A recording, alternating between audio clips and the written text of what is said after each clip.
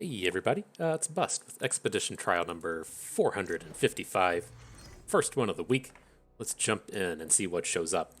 All right. Well, I haven't had the chance to play with the four cost Kindred, and so let's go ahead and give this one a shot. We'll see how salty I can get throughout the course of the run. It's cool when we're having fun with Kindred. I guess I still I still think she's a little absurd for Expedition, but nonetheless, let's get this one pulled up. We're going to pull her up on ftpbus.com. It's where I keep all of my expedition related content. We'll just be on the front page or on the expedition helper button in the navigation bar. We'll make our way down to this drop down box, has all of the champion archetypes in it, and pull up this Kindred. And this is the good one. The other one is kind of odd. It tends to lend itself to being a fearsome stack since it only has four commons and one of them is Arachnoid Horror, but that's not what this one is. So Slayers is getting bonuses out of killing your own units. We'll say quickly, the most important thing I assemble with this deck is having sacrificable units on the board. And so that's why we'll see Hapless Aristocrat and Fading Icon starred out here. It's very easy for these decks to just load up hands full of like Mask Mothers and Spirit Leeches. You used to not be able to play them. Now you can at least play them if you don't have a unit on board. But you can find a lot of these odd situations as to where the only unit on the board is Kindred, and then you need to play a Spirit Leech or something, or your only unit on the board, you don't have units on the board, right? And you're trying to play Blighted Caretakers. It's very important to have units on the board that you can sacrifice off, because that is in turn what activates the rest of the cards in your deck. Like Kindred wants to see you kill stuff, Buru Sentinel wants to see you kill stuff with spells, and so these abilities kind of cycle around with each other. And so, in my opinion, again, the most important thing you can be doing is finding cards like Hapless Aristocrat, Fading Icon, the new Last Breath 2/1 for 2 mana that comes back into your hand, the ones that die and leave something on the board. And so, not a huge fan of things like Warden's Prey that dies and puts a card in your hand. The idea being if, say we're assembling some 1-drops on the board, and then our opponent plays Make It Rain. If you're using Warden's Prey, you no longer have a sacrificable unit. But if they Make It Rain onto your Hapless Aristocrat, then you still have a unit on the board. So I really prefer the ones that leave stuff around. And then otherwise, pick up some removal spells and just have the ultimate and card advantage with Kindred, killing off a unit every turn. And so let's see what we can pair up with this, though. Come in, pick up the Kindred. Not a bad start with Mask Mother, Black Spear. And then with these. And so we can go full Shadow Isles with the Thresh. It's kind of interesting, kind of not. Like Rekindler Kindred is kind of nice. Thorny Toads are not that great. But these other ones, like with this Ascension Azir, it would put us into Shurima. And so we could get a lot of the Shurima cards turning up. The Slayers pairs with Nasus out of Shurima, and so that would be a possibility. But these cards are so bad. The Clockhand and Imagine Possibilities. I just don't really want to deal with that, and so I think it's fine enough. I mean, Thresh has Challenger. The Kindred is an interesting one to at least challenge out, or to flip and pull out, getting into combat and doing her thing. Then the Rekindler, great. Okay, so yeah, I don't think there's going to be too much out of this Ancient Evil archetype that is useful. This archetype has historically had trouble finding its footing. This has had I know at one point it had Maokai, at one point it's had Elise, it's had Anivia, it's had Tryndamere. There might have been one other Freylord champion, but they can't really figure out what they want to do with this archetype. But it does look like it has some of the cards that we're looking for here. Like it's got the Hapless Aristocrat, the Cursed Keeper, and the Blighted Caretaker for this cycle of sacrificable stuff. That's got the Rekindler that we already have access to here. And so I think we should be able to get most of this going. I do like seeing the Cursed Keeper. I tend to like to be on the more aggressive side of things, and that really does help. And so, again, we'll look for some early game sacrificables, some of the things to take advantage of those with, and then a handful of vengeances if we can. So, okay. So, coming in, I think we're good to just start off with Vengeance. I usually hard pick these Hapless Aristocrats, but the Soul Gorger is not exactly what we're looking for here. The Shadow Isles top end is kind of shitty, so I'm not completely opposed to moving into Shurima, but it's going to have to be kind of an interesting pack. Shurima's top end isn't that great either, but picking up Nasus's in the future can be fine. But here, we're going with the removal spells. Make those Buru Sentinels look pretty good. And down here, this is exactly what we're looking for, right? The Hapless Aristocrat Curse Keeper. Absolutely perfect. Okay, and then on to the next one. We'll stay away from this Sharma, kind of weak. We'll go with the Glimpse Beyond Hapless Aristocrat. Get our second Aristocrat. Love to have 3 or 4 of them. Then the Glimpse Beyond counts as a spell slay. And so if we do turn up some of these Sentinel style cards, we can still boost our units. Okay, so how do we feel about jumping into Slayers? I'm not opposed to the idea. These packs are pretty bad. We spiked 2 Nocturne packs here. We aren't drafting Fearsomes in any kind of way. And so like this Risen Mists and Fearsome Dog and the actual Nightfall card just aren't going to be that good. And I am, kind of happy with the Safecracker. The Ruthless Predator is kind of meh, but it does allow us to get some like combat-based slays as opposed to spell-based slays. And so maybe we do end up in a world, threshing out a Nasus is certainly not that bad. And so maybe that will turn out to be a useful collection of cards. Okay, well, as we continue, I think I do want to pick up the Sand Spinner and the Siphoning Strike, just really high power level cards here. The Hapless Aristocrat's fine, of course, but the Chronicler of Ruin's kind of meh. I'd rather be playing these Sand Spinners in our 4-drop space. Alright, now this pack. This pack is not very good. We don't need to come out and pick up too much removal. Our removal's looking pretty good at this point. We got the Vengeance, we got the Piercing Darkness, got a Black Spear up here. Not going to have to go out of our way and take Weight of Judgments. And so, do we have combos with this Fading Memories? We're not playing Nightfall, so it's odd in those terms, but I don't think we have too much like Last Breaths or come into play abilities. It's not that bad to hit a Safecracker or a Sand Spinner, but overall not that strong. I think picking up the Spirit Leech seems better than adding in these Bloodthirsty Marauders. Okay, so man, it's really trying to push this Black Mist onto us. It's just too far from being close, but I'm curious as to what we've done to make this happen. I've not seen these Nocturnes turn up like this in quite a while. So we'll have to look elsewhere. I don't really want Spirit Journey or Ruthless Predator, so let's just go with the Mistcrawl Chronicler of Ruin. Some minor combos there. This pack is just all turds, so we have to take our second Siphoning Strike in the combat trick. Okay. So how is our top end at this point, right? We just have the 1 Rekindler. We might need to pick up the Ruin Runner. Not amped about Boomerang Blades, but we got to have something to come in and close these games out with. Okay, so our early game curve, not that horrible. I mean, we have the 2 Aristocrats at this point. I'm not opposed to picking up Kahiri. He's a good mid-game play, but I think we're just going to want to pick up the Buru Sentinel.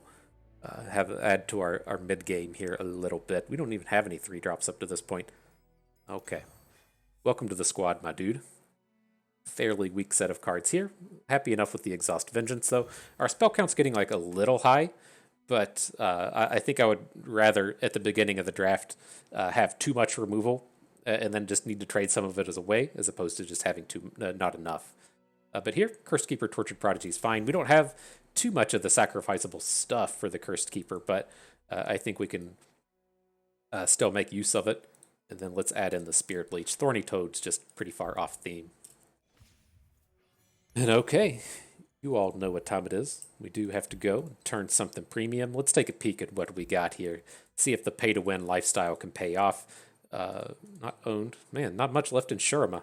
Not much at all. We only have 1 common left, at least as far as units go. Into the spells, have all of this, so it's like we're going to have to pick up a rare. I hope.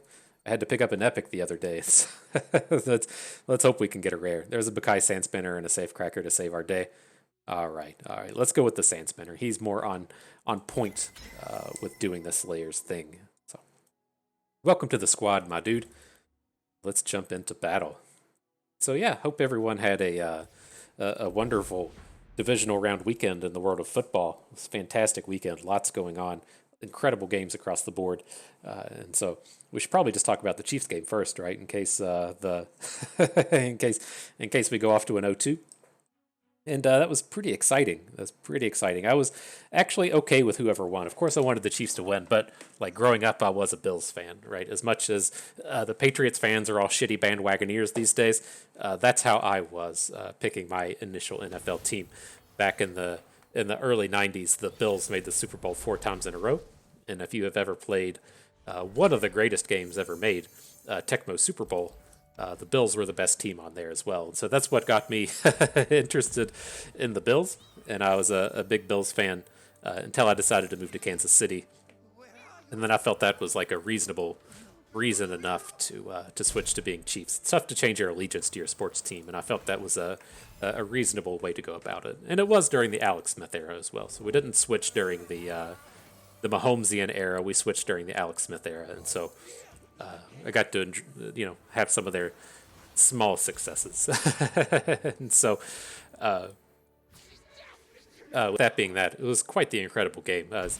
I felt pretty bad for Josh Allen. He put up a spectacular game, and it seems like there's like just not you can't do better than that, right? And to have the game to come down to the Chiefs driving 40 some yards in 13 seconds, and under 13 seconds, and making the field goal to go to overtime, and then just crushing, like it was fairly has to be fairly brutal to be a Bills fan under those circumstances. But here, this kind of sucks. I was really hoping our unit survived. I went to Chronicler of Ruin, the Cursed Keeper, and I also want to Missed Call. And so we can Missed Call, but we have a pretty good chance of like hitting one of these bad units, or at least hitting the Spiderling. And so we'll just sit on that one for a moment.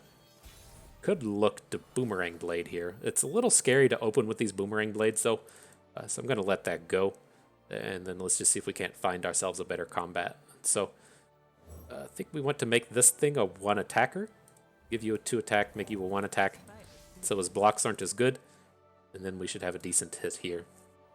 But no, that was insane. That was a very, very tense game. It's at least, being in the Chiefs Kingdom, like there's been so many just like bonkers games over the past like 4 and 5 years. There's like no denying that the games have just been spectacular. And so I'm quite impressed and pleased with how those have played themselves out. All right, he's going to give us the dude. Sure. We're building up here. We'll feel a lot better going into turns where if we want to say Boomerang Blade off the Ruin Runner so that we get the spell shielded hits. Okay. Sure.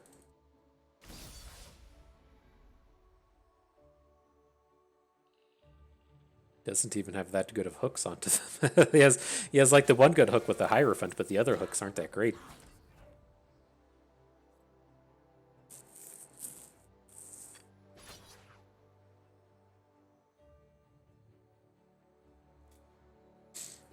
But yeah, it was a tense collection of games. What do we got now? Inside of the Ages? Sure. I hope everyone out there enjoyed it as much as we did. Okay, you're still at 20. You did your lifesteal thing.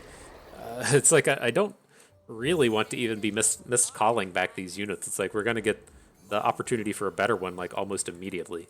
And I kind of want this spell mana still. So this is a good board to hit with the Boomerang Blade. Got to take care of this guy before he gets big. So let's just go ahead and do it. And then it's kind of one of these spaces now where if we trade in combat, we can miscall back our 6/3.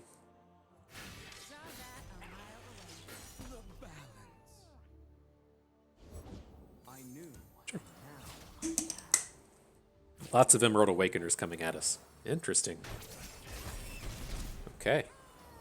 Playing for value. This guy's not making it to turn 10. Just FYI. Just let you in on a little knowledge bomb here. This dude's not going to be a 6/6.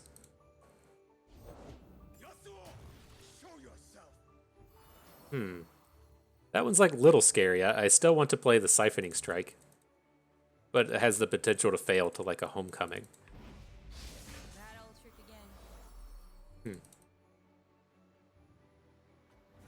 Let's see what he does. We can still miscall back the Ruin Runner. These units are all so bad. It's like I don't even want to interact with them. We can't play Mask Mother. Okay. This is my cause. My desert, my rules.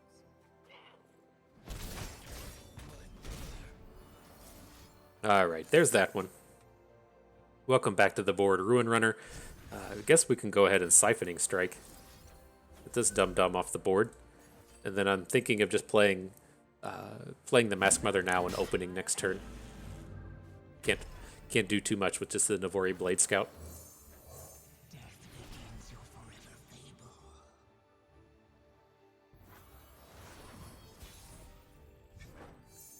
Another Vengeance, not bad.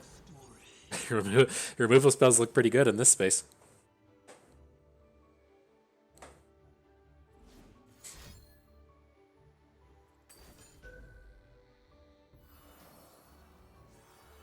Okay. Can't say that one was on my radar. But we can make it into next turn. I'm looking to just drop the Rekindler now. I mean, he's not bringing back a champion anytime soon. We could still Vengeance because this wasn't good enough for Constructed. And Yone. Okay, we're gonna have to like wait. We just have to wait and see what he hooks, and then we Vengeance whatever he hooks, like our Ruin Runner onto. Oh, he's just bringing the damage, huh? That makes it a little easier. And then we can look to Vengeance. We don't need to Vengeance whatever blocks our Ruin Runner right now, but we have that option, right? So if he, I don't know, plays a +4 health combat trick on his Merciless Hunter, then we can still get a kill that way.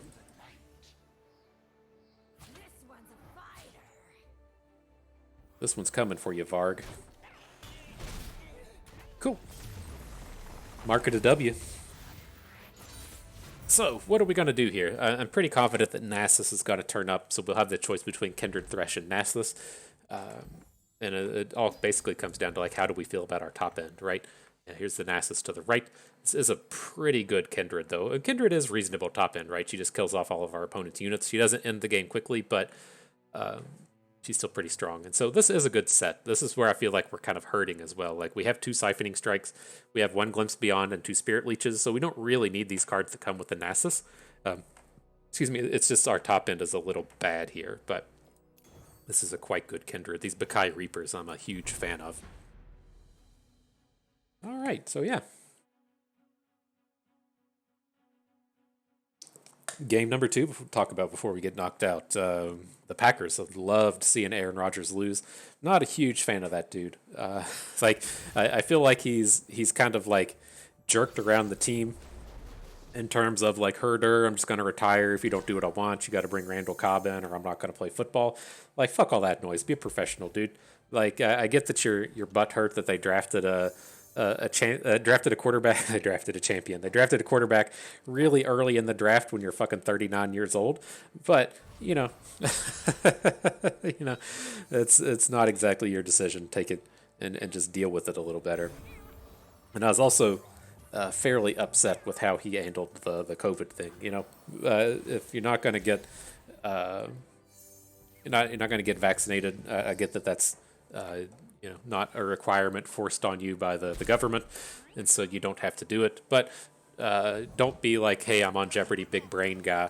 Watch me come out here and say I'm inoculated and go into rooms full of people that actually do give a shit and spread my plague upon them because I had COVID in the past, and so I'm inoculated from the virus. It's like, just fuck off, dude. That's all I can really feel about that. And I was definitely glad to see him lose after all this stuff this year. That's kind of messed up, in my opinion. But in terms of the game itself, I was glad to see the Niners win. One of my best friends is a Niners fan, and so I'd love to see another Niners Chiefs Super Bowl. And then, my only other input on the game was, if you like punting, it was probably a game for you. There was lots of punting happening in that game. And so I could definitely see the punters out there really enjoying the happenings of that game. So let's see what's going on here. This reads into him playing like a Whirling Death or some kind of combat trick onto our Kindred. I'm not like super upset about that. This is fine. I guess we should have put our... That was a little sloppy, I guess. We could have put our Slay unit to the right, but That's very good for us. He's spending 4 mana to trade out on our unit. It's very tough for him to add units to the board now. And we now have some of this like pseudo Kindred protection and having Mist's Call. Okay, well, I have to feel like decent about Thresh here. Like we can just hook Sivir and kill her next turn. That's always a decent thing. And then we can't like block and risk the quick attack this turn. But I think we should be okay next turn.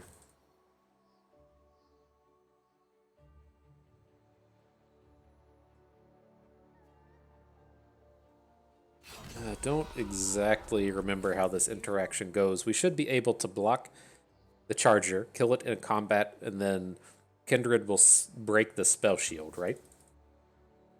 Even better if you don't attack with Sivir.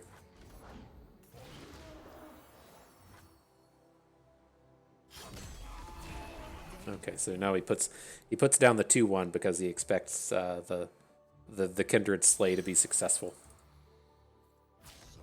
Let's just play it slow. I mean, I have to imagine the longer this game goes on, the better we're going to be. And so if he has oh, he doesn't even have the trick down here for Thresh? Oh, friend. Oh, friend. That cannot feel good. Here's the Kindred flip. If we need to bring it. I think Kindred's an it, not a she.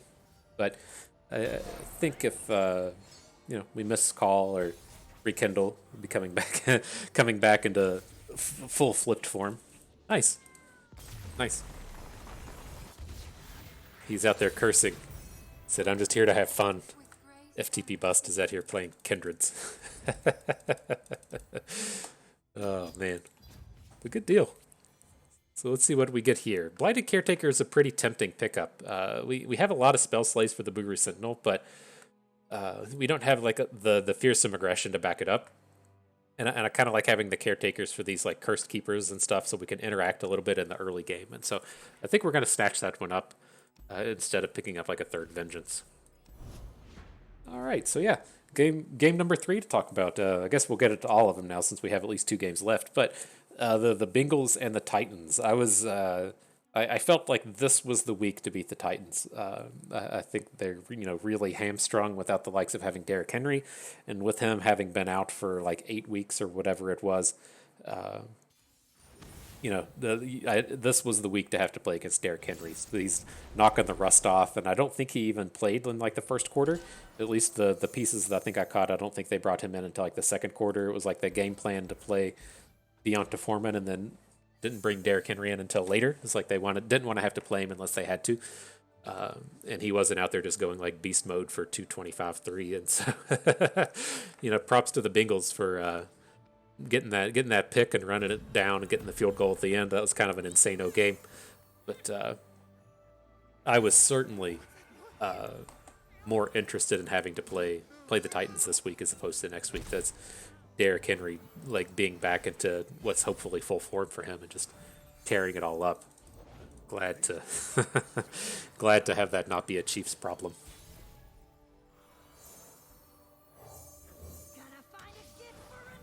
All right, then at least one of the positive things I can say about the Bengals is coming from like West Virginia.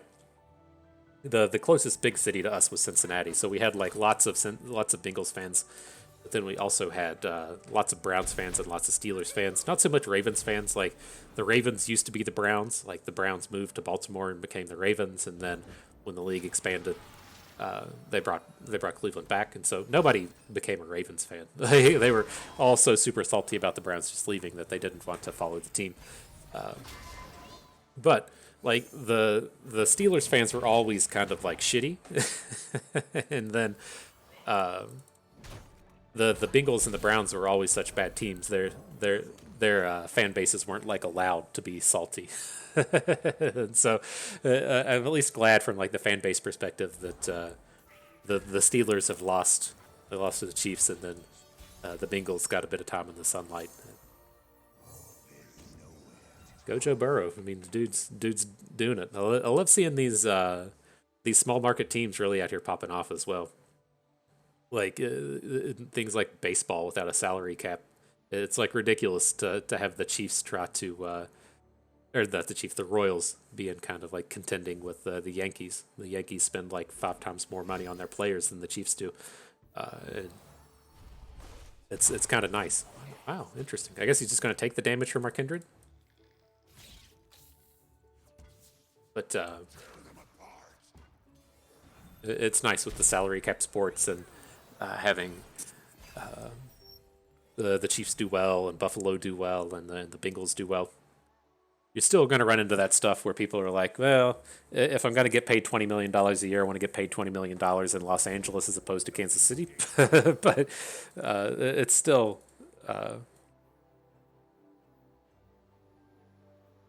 still nice to see that some people come out and make some big plays. Patrick Mahomes making that money out here. But all right, let's get back to the game here. We're gonna play a Siphoning Strike this turn. I just want to kind of give our opponent some opportunity to spend some mana, because this is gonna be bad if he has a Brutal Steel. I think we should be safe enough to just kind of risk it, but these plays are always abysmal if he has the combat trick for it. And at least this way, like, we don't play around Troll Chant, we don't play around like either of the 1-cost spells, but we do get around some of the stuff. Maybe we should have.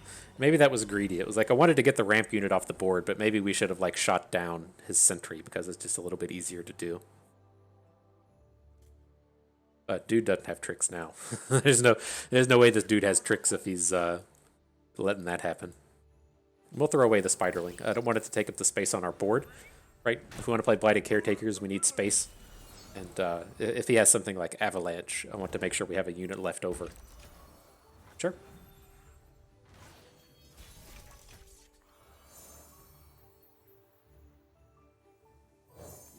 Don't mind if I do. You got them bonus stats, Thresh.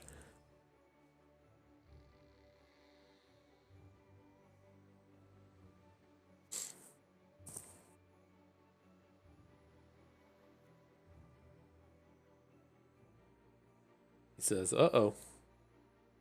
Uh-oh, that's a lot of stats.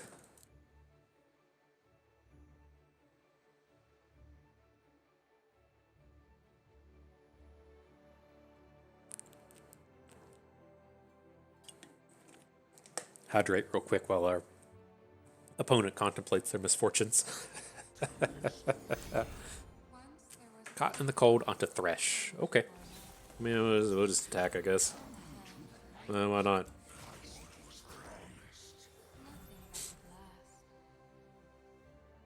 So yeah, I just kind of threw him in there and I had to stop and check the mana. I was like, what if he has a Battle Fury? That's not gonna be good. But I think we'll be okay here. Fury of the North would have been slightly awkward, but you know, he didn't have anything. Well, I guess Fury of the North would have been out of his mana range last turn, but I think this is fine. And Tomb, you got it.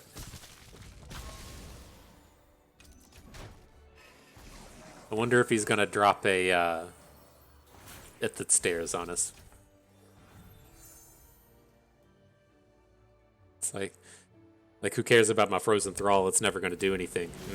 Here's the Ithid Stairs to get rid of Kindred.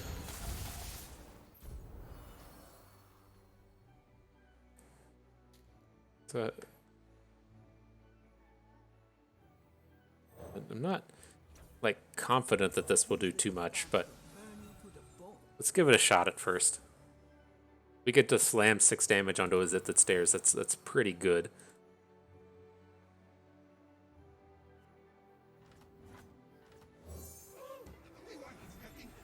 All right.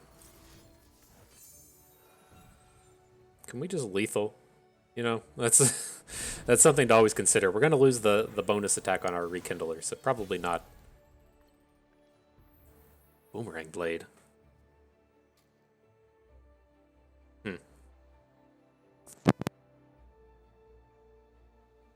Ooh, I think I got it. I think I got the mute in before the sneeze. But let's see. I mean, this is probably just an exhaust.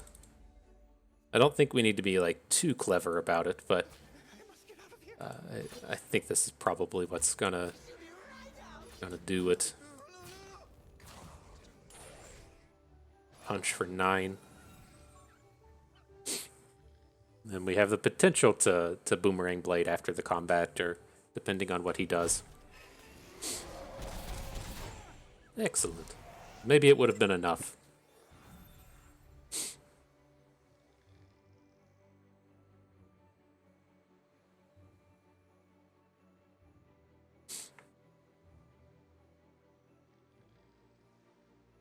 All right. What are you bringing for us, my dude? Something we can annihilate. That's what I would prefer. 2. It's gonna flip our Thresh.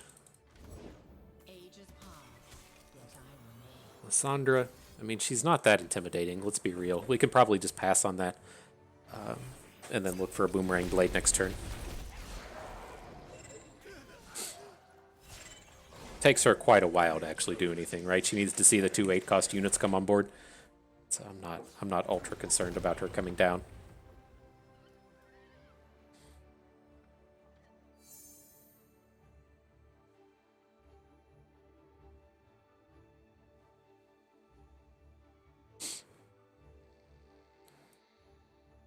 Trying to think of a 10 mana do nothing he can drop so that we can just boomerang blade everything. Are there any of those? Are there any 10 mana 1/1s in this game? There will be at some point. Hit the stairs.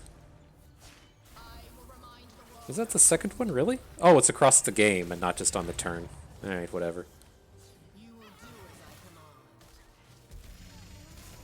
What did he pick? Damage?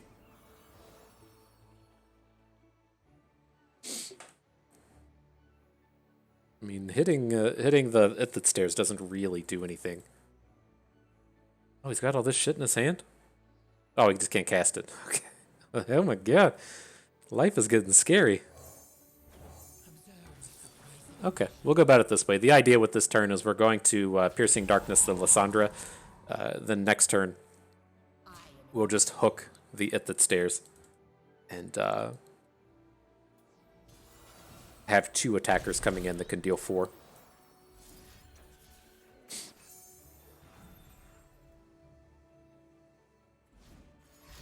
Oh no! How bad is this? All right, comes beyond. All right, at least we don't get the drain, so that's like slightly scary, but I think we're still in a pretty good space here.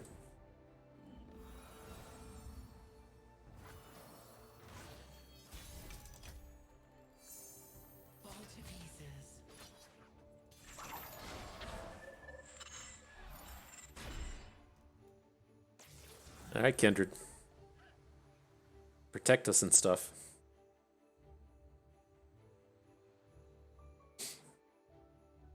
Oof. 3 sisters. That's good for 1 unit.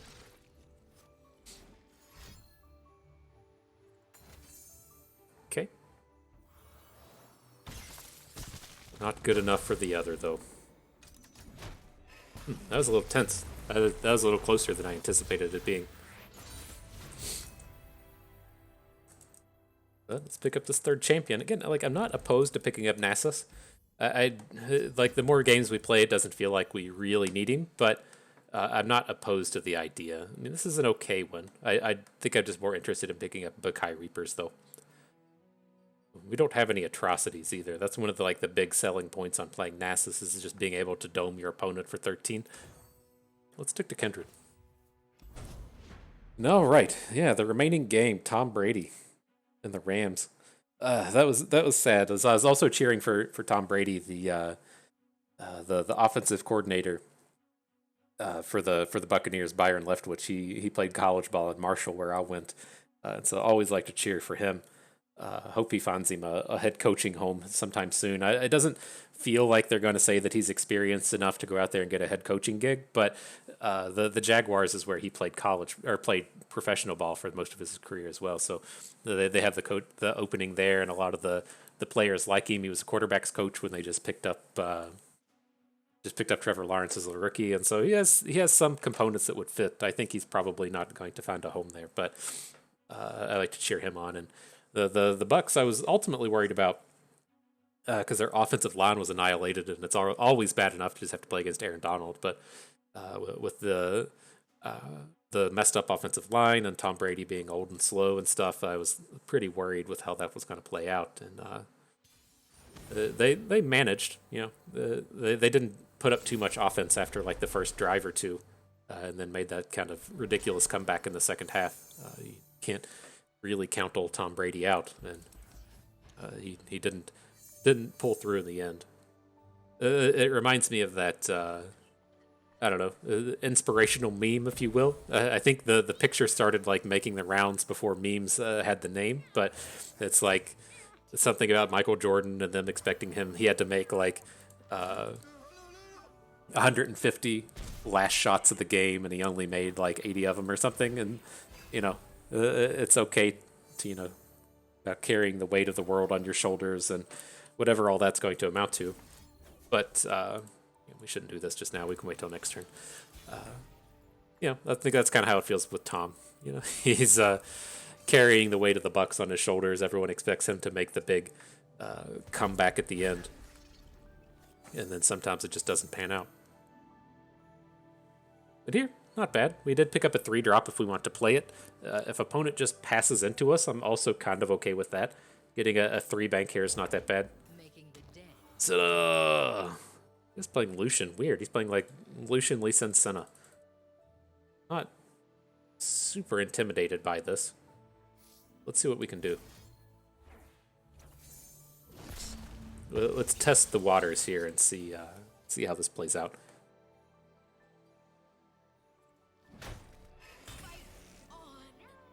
Okay.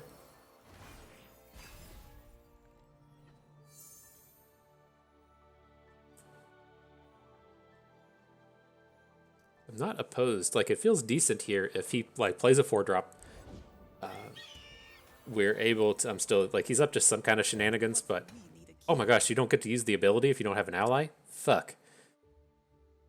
This looked like really good if we got to make him like have a 0 attack bird. But at the end of the day, the idea here is we're going to play this 4-drop. We're going to shut down his combat. He doesn't want to attack into the big unit, and then we're just going to kill it with the remitter next turn. I think it seems to be happening, and we may. I don't know. He may still want to hook. Nope. Not worth the risk, though, with the Shapestone. We want this remitter to work.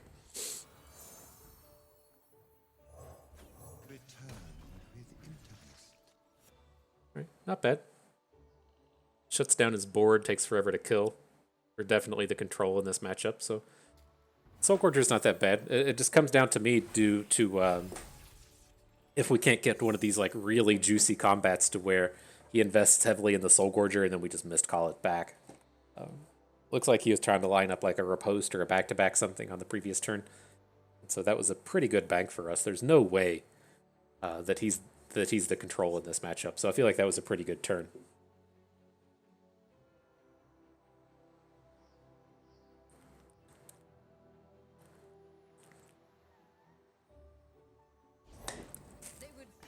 And Fiora. Okay. We'll just keep doing the same thing here. Still reeks of a back-to-back to me, but let's see what happens. I'm not like this. Fiora is probably just coming down for the trade, right? Perhaps not. Okay. We'll just get this shit out of here. Let's just make some noises, get this Fiora done with. Okay. Well then.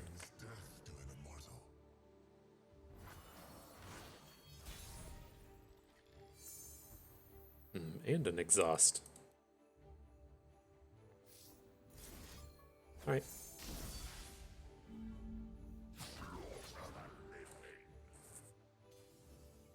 I don't want to get like heavily invested into this board, but I feel like this should be pretty decent.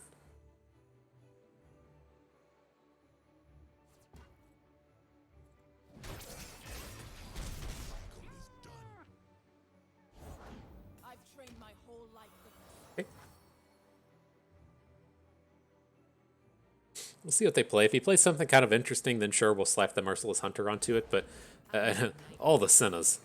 Man, dude. I don't feel like it's... with him having, like, the bird on board, just such an easy takedown on it. That's what we needed. Welcome to the party, Kindred. And we can be like pretty aggressive with this Kindred, right? We already have the Rekindler in our hand, and so if we can get them to make a big investment into Kindred, like if we get like a 2-for-1 because he needs to play like a combat trick on her or something, bring her back with the Rekindler or Mist Call can all be quite nice. Maybe we'll get the Mega Chain where we Mist Call the Rekindler brings back the Kindred.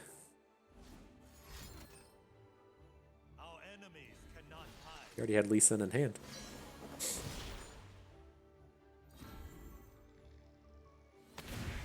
My gun does the talking. Prepare yourself.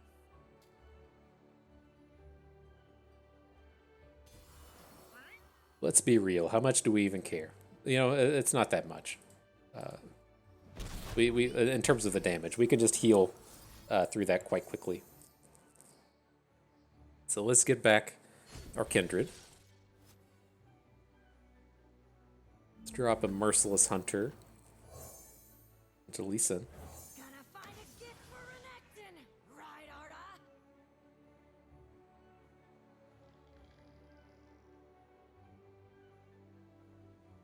Then we'll see what happens. I don't intend on opening. I think my idea here is to just play Piercing Darkness on Lee Sin and see if he plays a trick or plays a spell or plays 2 spells, and then we can just try and deal with him later. To just snatch up a Thresh. That probably changes things. The new question is, can we kill Lee Sin with a Bakai Reaper? There's potential, but he's got to have shenanigans here. That's just never going to be successful. So how does this work? We want to kill the bird first so that the Kindred Slate pushes down to the bigger units, but I don't think that that's gonna... We're gonna get to like pick and choose what we actually hit with this, and so let's do this,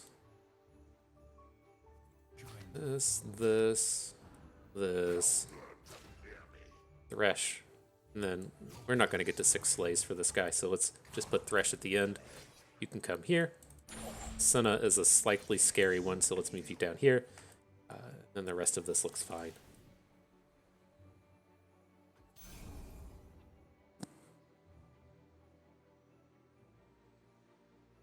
Meet my blade.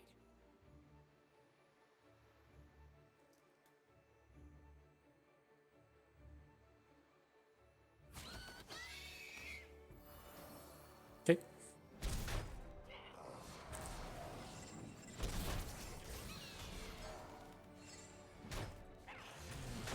Lots of damage onto Lee Sin. That was pretty good.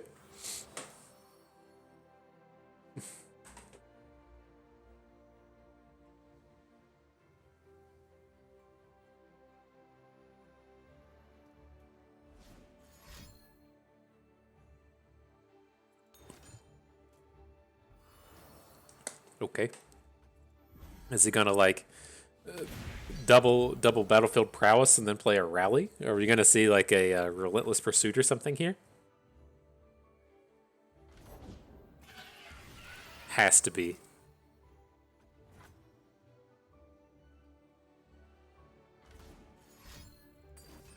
Redoubled valor. Huh. Okay.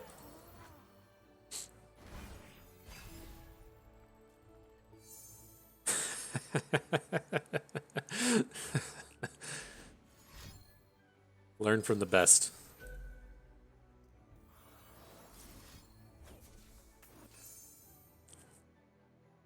LOL.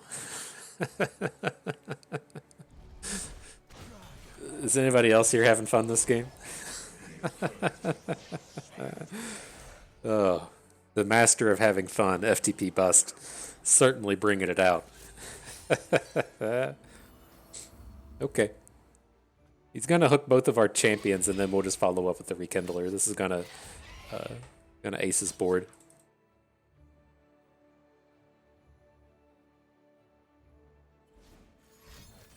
And a riposte. Okay.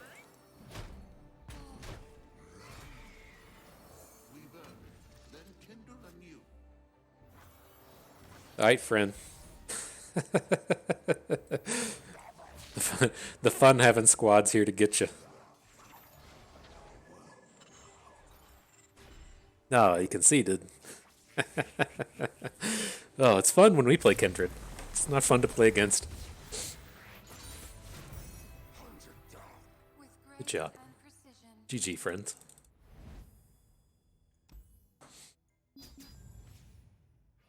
Okay, what do we have here? How do we feel about our removals? Do we want to pick up the second Rekindler? It's like, I would much rather be trading out a Siphoning Strike or a Boomerang Blade, because the drain on this is kind of nice. But again, I'm also a little worried about our top end here. And so, man, I think I'm going to go ahead and do it. Like, if we'd picked up the Nasus, then kind of like whatever in terms of picking up the Rekindler, but kind of feel like we have to have the top end generation with this. And then as we pick up the second Rekindler, I think it's going to be pretty important to hang on to these two Siphoning Strikes. I mean, I know like Kindred can grow on her own. That's built into her champion power and stuff, but it just seems very important to be able to like rekindle back 5/9 Thresh or however big he is when he has +2/+2. Cool. So yeah, then in terms of the football, well, not to talk about the next week's football. We can get it all out of the way. If you don't care about football, you probably shouldn't hear about it for the rest of the week. But Chiefs Bengals, I give it like a 2-1 favorite. The Bengals can most certainly win. If they won 3-4 weeks ago, whatever that was, I felt like that was kind of a fluke. The Chiefs didn't play well, and then Jamar Chase had like a 69-yard nice touchdown, and then like a 78-yard touchdown. Not as nice, but longer yardage or something. No, I kind of feel like if those shenanigans don't happen, then the Chiefs, it's kind of like the any given Sunday aspect of it, as to where, maybe Mahomes throws a pick six and somebody fumbles and the shit like that just goes wrong. I think that's what the Bengals really need to have going in their favor to get a takedown. But Blighted Caretaker right on time. But we'll see. That may have been too fast. We do have the Chronicler of Ruin in hand with, and we kind of wanted something to be generating these abominations. Maybe we should have Fading Memories to the smaller unit, but sure. Okay. Got a big old chunk of damage in, though. Be tough for us to pull off all of that, though. Oh, just get Kindred. That's the problem solver. Shall we, dear wolf?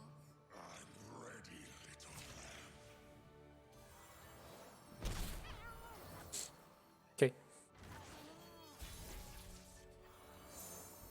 Now Thresh makes an appearance. Alright. So we can do cutesy things with this Thresh, right? We can just hook the Battlesmith and then let Kindred get the free kills out here. It looks like where we're at. This tends to be really problematic for elites. If they aren't able to go wide on you, and you're able to come out here and just start picking off their units and getting the Kindred abilities onto their stuff, you have a fairly easy time dealing with this, right? So if, say, I don't know, he plays a 5/4 Challenger Elite thing, and we're able to just Weight of Judgment it, then the ability pushes on to Garen. It's all very, very powerful. My worry here would be a Confront.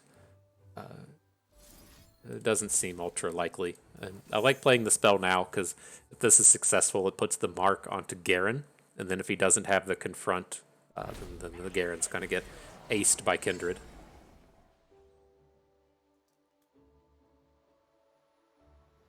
Yep. Oh, that was a pretty good draw, am I right?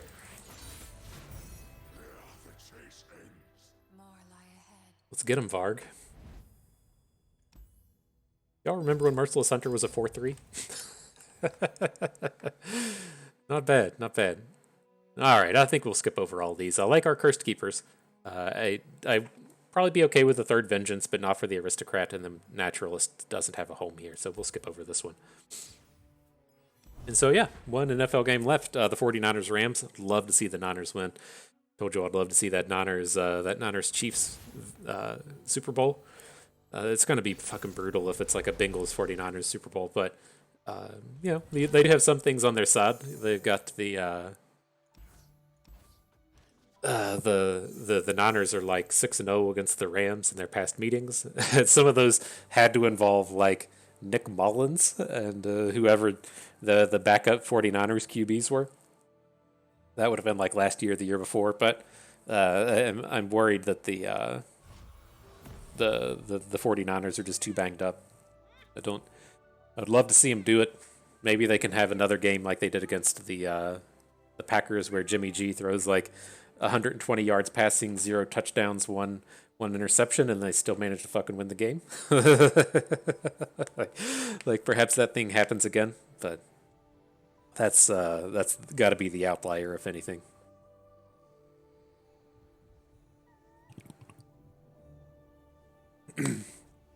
All right. If you watch the videos, I assure you, we're finished talking about football now. No more football for the rest of the video. So how do we feel about this trade? Again, we're not going to be the aggro.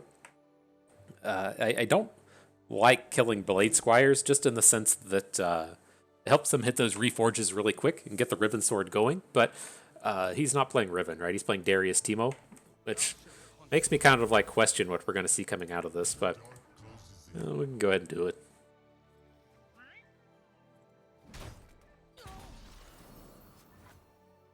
It's like, don't have a lot going on in our hand.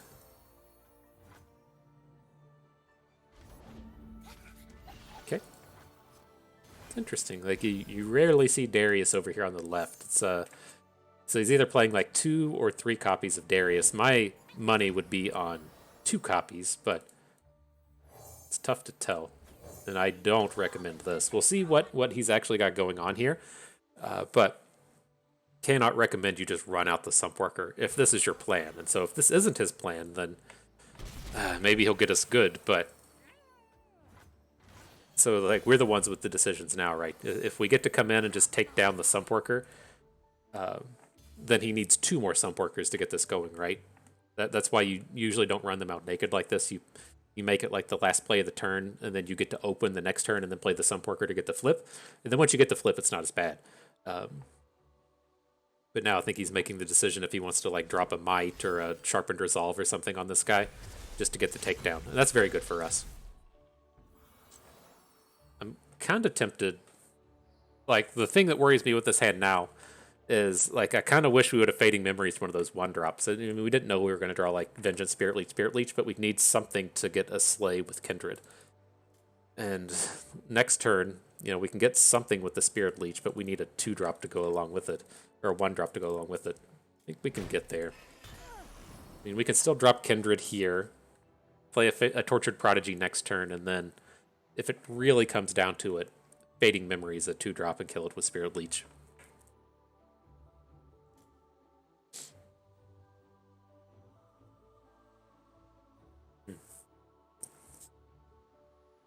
So weird, though. It's odd seeing those Sump Workers and Teemo decks, but like I don't suspect he's going to be like full in on the Sump Workers, but it's very easy for them to have iterative improvements and then get that going. And if we have to deal with that dumb shit when he's got iterative improvements going, then I'm not going to be really stoked about it. Okay, this opens us up to getting hit with like a the dumb card, the Death Ray Beam. There's a handful of removals you can have here. Scorched Earth, that's fine. I mean, I don't feel like we're really all in on this Kindred at this point.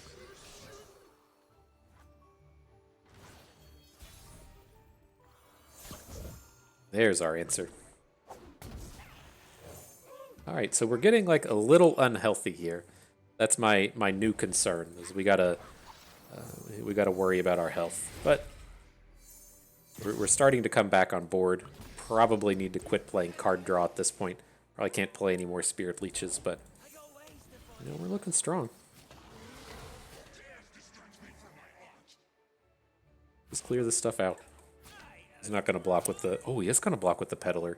And only play 2 Mushroom Clouds? Wow. All right. Does that get us up to only 12, 14, 17? It keeps ticking up. There you go. Don't attack with the peddler. We're gonna be upset that we don't have that that piercing darkness in our deck anymore.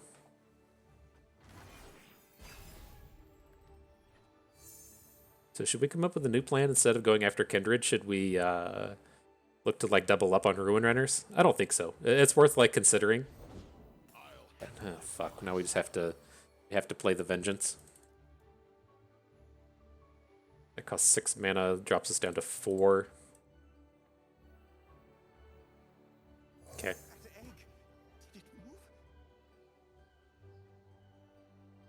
You're making me say curse words, oh dead men. That's not how it's supposed to be. It's supposed to be clean cut, no curses.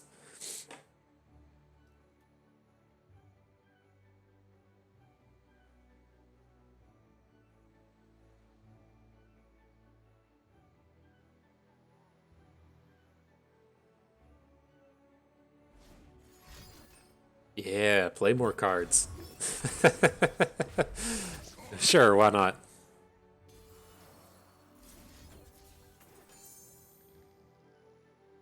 Okay, then banking the spell mana here is not that great. We don't have a lot to do with it, but it is what it is.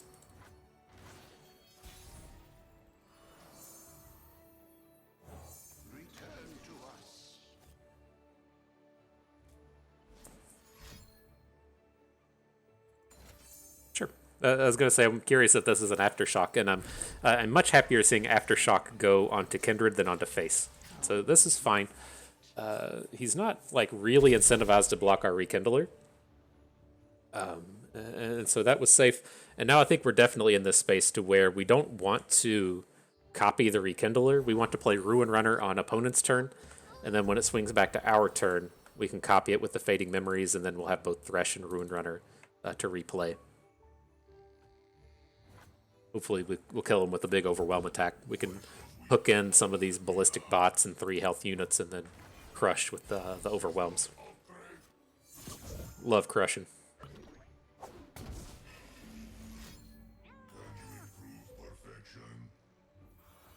Okay, that's going to be our angle, though. We can still just play both of them next turn. Let's just add Thresh now. There is a world where he gets to flip before all of this happens. Can't imagine opponent. Ah, fuck me. Well, I mean, I'm glad we played Thresh, but we certainly didn't have a way to kill Darius. All right, let's give him an egg.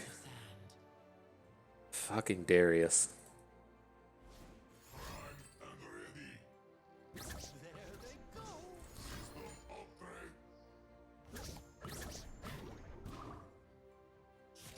So we have to just block with Thresh. You know, it's not ideal, but we're at like 2 damage a turn. We can't be greedy with the Rekindler and take 5.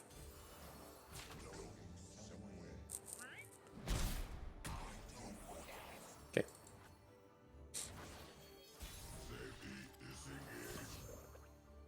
Took 3. Not feeling so hot about this. Not feeling hot. Did we miss the Weight of Judgment? Oh, we just drew the Weight of Judgment. Okay. I was going to say, we should have Weight of Judgment at last turn if that was a possibility. Chase what you want without mercy. Maybe he's making emotes and stuff. Yeah, we have to win this turn. So let's hook Darius down here with the small unit. He has the most health. Let's see what happens. That looks good. if he's not even blocking the Ruin Runners, that has to be good, right? Boomed him. Nice. Slayin and Prayin right there, my friends. Slayin and Prayin. Get him, Kindred. Okay. So yeah, time for the final battle. Let's see what kind of trades we get offered up here. All right, another Bakai Reaper for Mist's Call. Looks good to me. The 3rd Vengeance, I'll take it maybe, but don't super need it. Okay. I still want to hang on to like the one shaped stone. I like having that like really cheap combat trick. I don't feel like, well, we have one blighted caretaker. We could go up to 2. It's probably safe. Tortured Prodigy is fairly meh. I want to hang on to the aristocrats though. Mask Mother could go. I'm not opposed to switching the Mask Mother in for the Remitter. We have like a lot of these juicy 4-drops between like the Bakai Sand Spinners and Spirit Leeches and Safecrackers. These are all like fantastic targets for the Remitter. Mask Mother, we aren't really aggressive enough to take a lot of advantage of. Okay, and an Ether Fiend. I've been like surprisingly happy with this Fading Memories in this deck. This has given us like a lot of versatility. But I think we might just want to pick up the big removal here. Okay. Sanctum Conservator? No. No, we'll skip over all of these. Don't want the Glimpse Beyond or the Inspired Marshal. Reaper for a Hunter. I think we're good with the 3 Bakai Reapers. Maybe we'll find some way to pick one up here in the future. This Spirit Leech is actually kind of interesting for Preservarium, just because it's cheap, right? We've ran across a lot of these turns to where we need just like a cheap drop. Well, let's put the Preservarium in here. Rasa. Okay. She's a little expensive, but our deck should have the time to perhaps get a good Rasa turn. Right. The battles begin. Immediately found an opponent. Probably stream sniping and stuff. I feel like we've played this guy before. No room to fit my name. Clever, dude. I approve. So here, we probably have to hang on to Merciless Hunter. I want to get rid of it, but like this Blighted Caretaker is dead if we don't hit an early play. So if the Blighted Caretaker, we can't just have our turn 3 play be a 1/1. So that's fine. What's this Jarvan, Renekton, and Garen? I was gonna say I would expect this to be elites, and hopefully we could pull off what we did against the last opponent and do mean things to these elites. We'll see how this plays out. This would be a perfect spot to be drawing a 1-drop. Oh my gosh, it would be so good. I'm not gonna one-time dealer it. We can't use our luck in a space like this, but it would have been pretty good. Alright. Is it ideal? No. But this Battlesmith really needs to go. This. It's kind of lame, dude. I'm not gonna lie. Kind of lame.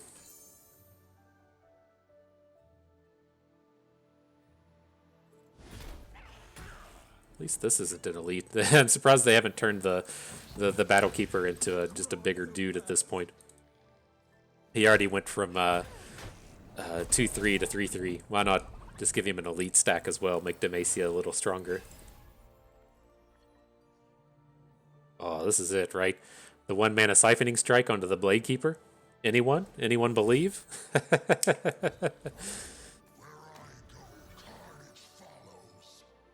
Okay.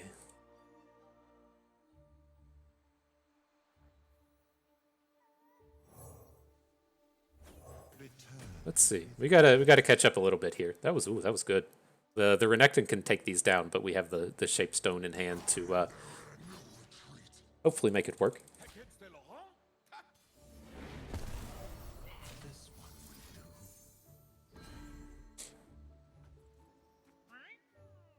Did we do it?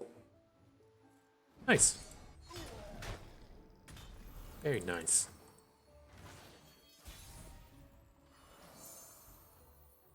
And so we'll see what happens with this Ruin Runner. Like, I don't think we're going to get an attack in. But I do think we should get a fairly safe Siphoning Strike out of it. And so that's kind of my hope and dream with this guy. We'll wait. We don't think we need to be in a big hurry here. Of course, we do have the Vengeance. We can just drop on Garen now, but... And Jarvan. Oh, that's kind of lame.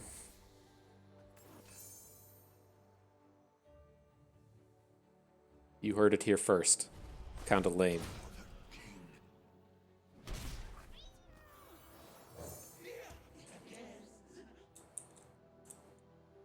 So it is kind of worrisome to try and drop Siphoning Strikes onto Garen. Like, we kind of need to do it. And it feels like it should be... Whatever. It feels like it should be fairly safe, given that he let us just take down the Renekton. And so it might play out. This is kind of a scary space to be in, though, with him now having the rally.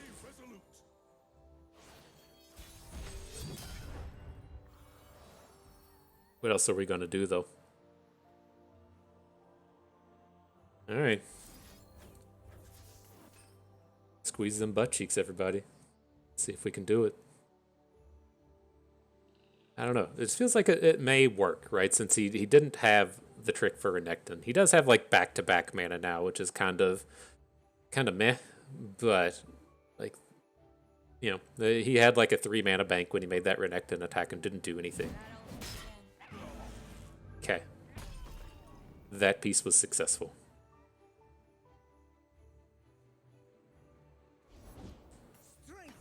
And the Laurent Chevalier. Okay. He may get to like full clear our board this turn, but depends on the challenger. That thing picks up challengers and not elites, right? Random challenger follower. Okay.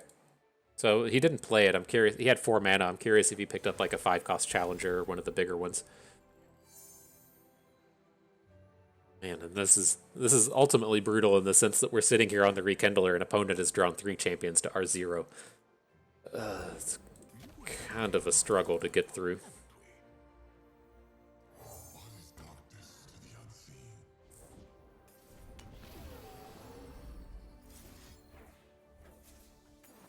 It's been working, right?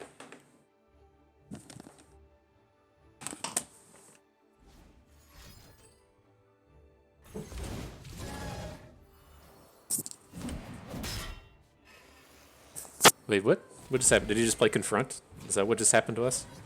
I missed it. I had to get up to shut the door. Confront. Alright, whatever. Okay. We gotta have something go right. I guess a lot of that went right, but I mean, we're pretty dead on cards here. I was curious if we'd be able to drop a Spirit Leech this turn, but... man. Was he generated? The Cavalier generated the dragon. Okay, so he's got another dragon in hand. Or no, that Fated Dragon should have been the one that little guy made.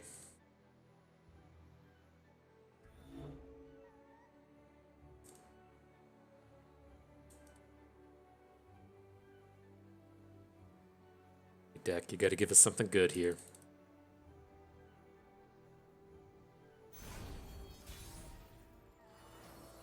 Ethereal Remitter. Not exactly what I was hoping for. So let's at least get some stats on board.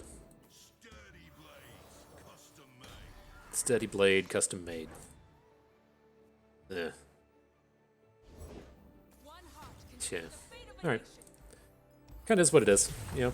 We had some luck happen in that game with our siphoning strikes going off against what is commonly just going to get blown up by like a spell. But I mean, we had to do the Blighted Caretaker onto a Merciless Hunter there early, and then we had to draw 0 champions with a Rekindler in hand against the triple champion draw from our opponent. And so I don't know. I don't know. I don't want to say that this is one of these matchups to where we're like an 80-20 favorite, but his draw there was most certainly better than what our deck assembled. So that is what it is.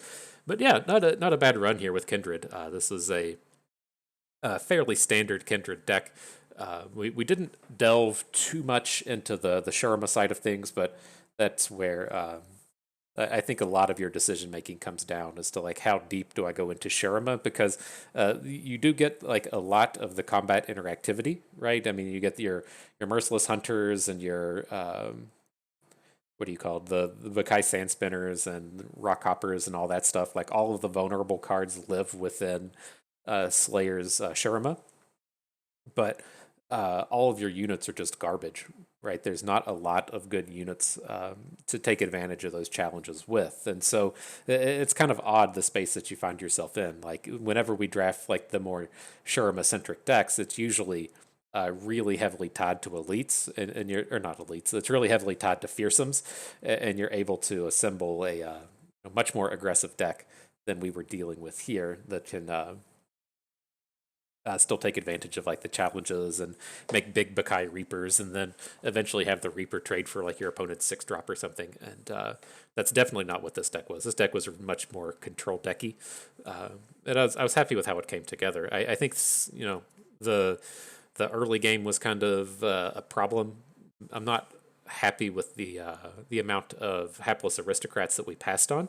Like I usually like to have like 3 and 4 hapless aristocrats, and so that might have been a bit of the problem with the deck building. But on the flip side of that, the hapless aristocrat like really wants blighted caretakers to help punish our opponent's stuff, and so we only had the one caretaker for a long time, and so it's kind of a lot of the chicken and the egg thing. But I think on all of my like 3-minute guides when I'm talking about this stuff, I talk about how it's much more important to have like 3 and 4 aristocrats and 0 blighted caretakers, as opposed to having like 3 and 4 blighted caretakers and then 0 aristocrats. Like you have to have those sacrificable things, because it even happened to us there at the end when we had to play a Spirit Leech and then hit it with the Ethereal Remitter. That just feels horrible. You really want to be hitting a hapless aristocrat with the leech and then playing the remitter onto the leech, so you get to the draw 2 and everything. And we just fell a little bit short there right at the end, and that's what I was hoping to get to pull off with the Reaper, but the challenges came through. That confront was fairly brutal right there at the end, but I still hope it's a fairly good primer onto Kindred. We did get some of the kind of offbeat combos. You typically see like Callista being the one working with the Rekindlers, but we had a lot of success with Rekindler. I was actually pretty happy with how our top end played out. Just you can run into Rekindler problems if you never draw your champions, and so that was ultimately the struggle in that one. So that's what it is. Pretty good deck at the end of the day. Just seeing that board there at the end, it would have been such a juicy place for Kindred to just start dropping work when your opponent is tapping out to play a 6-drop, and then you Spirit Leech a 1/1 to kill their 6-drops. Just feels so nice, but didn't get to do it in the penultimate game. So I think that is going to do it for us today. There's no rewards out here. We're gonna have to wait. I think there's like a minor patch coming up here. Maybe not this week. Maybe it is next. I think they said the patch comes out next week, but that seems weird if the new cards come out on like the 14th. I don't exactly remember how that all plays out in terms of the new cards coming out and the rewards coming, so we have something here at the end. But your reward today was hearing me talk about football all the time, and so I feel like that is worth its weight in gold, if you ask me. And so that is going to do it for us today. Hope everyone enjoyed the trial. You learned how to slay him and pray him a little bit better. You learned a thing or two along the way and had a good time watching. This is Bust, and we thank you for being here.